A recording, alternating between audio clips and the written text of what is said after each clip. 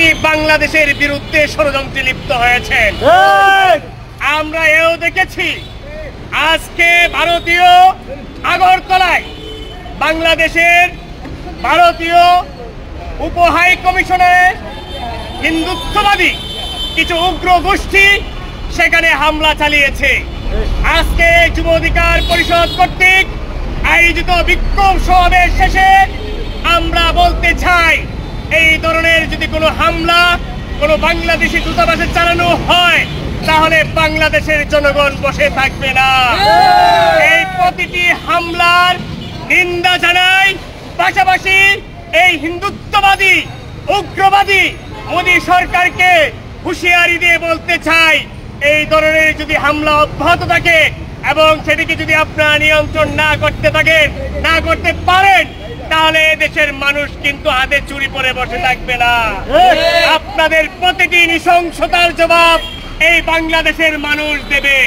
এদেশের মানুষ, আমি বাংলাদেশের মুসলমানকে ধন্যবাদ জানাই যে চট্টগ্রামে আমার আইনজীবী ভাই সাইফুলকে নির্মমভাবে কুপিয়ে হত্যা করার পরেও এদেশে বাংলাদেশে কোনো হিন্দুদের বাড়িতে এখন পর্যন্ত কোনো হামলা হয় নাই। এদেশের মুসলমানরা যথেষ্ট ধৈর্যের পরিচয় দিয়েছে।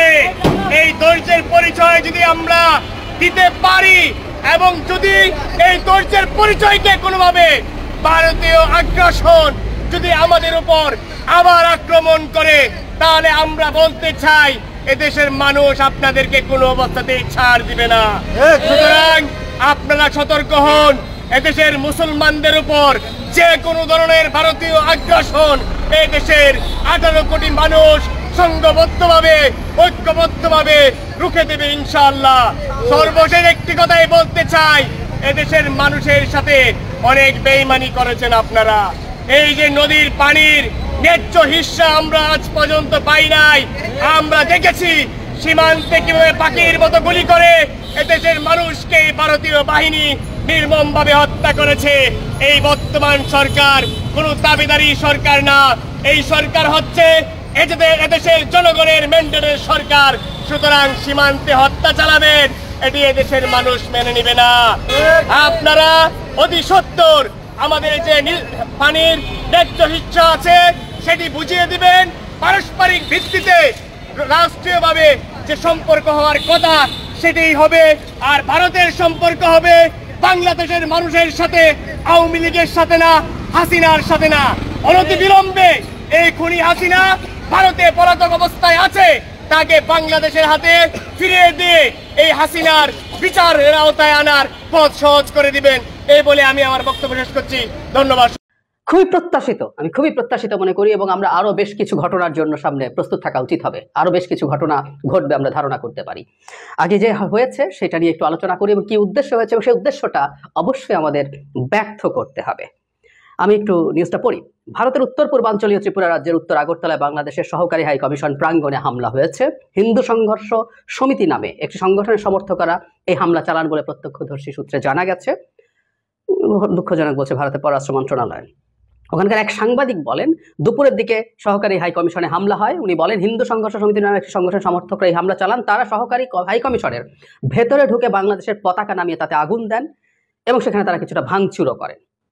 কয়েকদিন ধরেই ওই সাংবাদিক বলছেন, হিন্দু সংঘর্ষ সমিতি সংগঠনের ব্যানারে আগরতলা ও এর সংলগ্ন অঞ্চলে বিক্ষোভ মিছিল করা হচ্ছিল। আজ দুপুরে তারা হঠাৎই হাই কমিশন প্রাঙ্গণে ঢুকে পড়েন।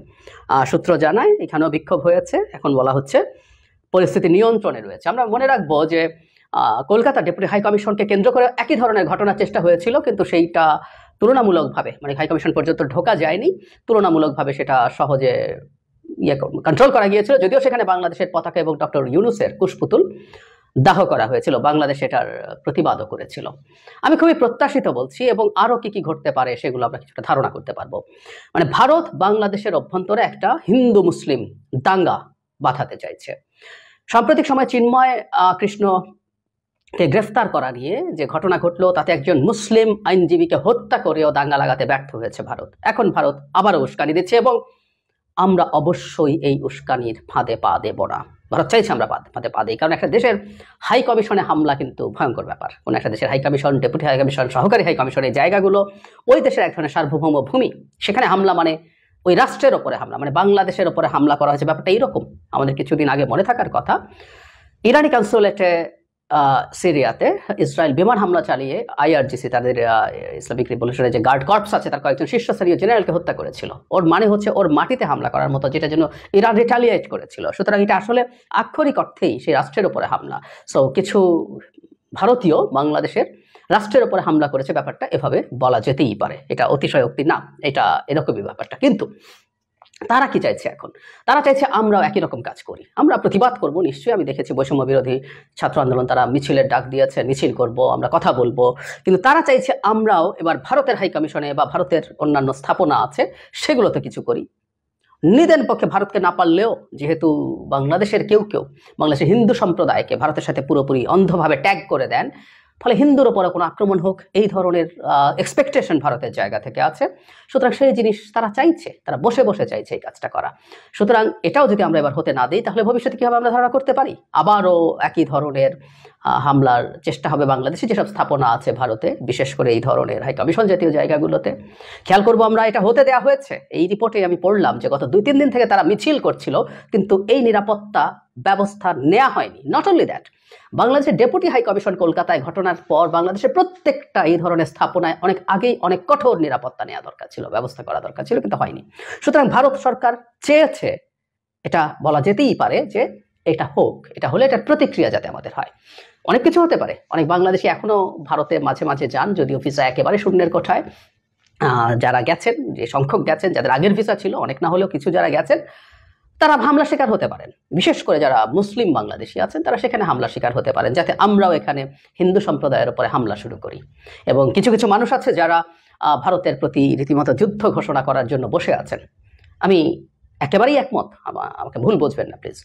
ভারত যেরকম শত্রুতা আমাদের সাথে দেখাচ্ছে, এটা আনপ্রেসিডেন্টেড, কিন্তু এটা প্রত্যাশিত। শেখ হাসিনার পতনের পর ভারত এমন কিছু করবে, এটা খুব অবাক হওয়ার আসলে কিছু নেই। কিন্তু যে ঘটনাটা জরুরি সেটা হচ্ছে আমরা এটাকে কেন্দ্র করে ভারতের সাথে আসলে কতটুকু এসকালেট করব আমাদের পরিস্থিতিকে, আমরা সেটা করব কিনা, করলে আমরা কি অর্জন করব, কিভাবে অর্জন করব, বা আমাদের এই ক্ষেত্রে করণীয় কি, এগুলো নিয়ে নানা দ্বিমত আছে। কিন্তু আমরা একেবারে ভারতের সাথে শত্রুতা বোধ তৈরি করা এবং যে ঝুঁকিটা সবসময় থাকে ভারত বিরোধিতা করতে গিয়ে, সেটা বাংলাদেশে হিন্দু বিরোধিতায় পরিণত করার চেষ্টা কেউ করতে পারে। এই চেষ্টাটা সবচেয়ে ডিজাস্ট্রাস।